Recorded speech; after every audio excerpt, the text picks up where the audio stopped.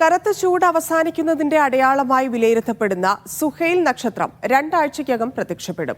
പരമ്പരാഗതമായി അറബ് സമൂഹം കാലാവസ്ഥാ മാറ്റത്തിന്റെ ചിഹ്നമായാണ് നക്ഷത്രം ഉദിക്കുന്നതിനെ വിലയിരുത്തുന്നത്.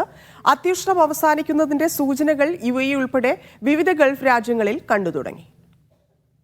സുഹൈൽ ഉദിക്കുന്നതോടെ രാത്രികാലങ്ങളിലെ ചൂടാണ് ആദ്യഘട്ടത്തിൽ കുറയുക.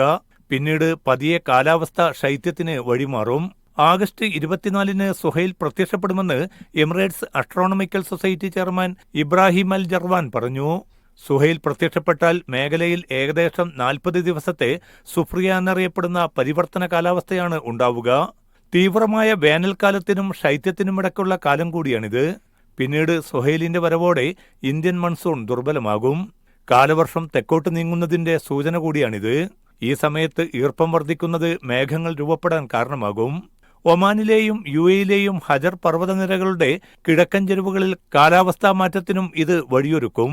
യമനിലെ നക്ഷത്രം എന്നറിയപ്പെടുന്ന സുഹൈലിന് അറബ് പാരമ്പര്യത്തിൽ സുപ്രധാന സ്ഥാനമാണുള്ളത്. Media 1 Dubai.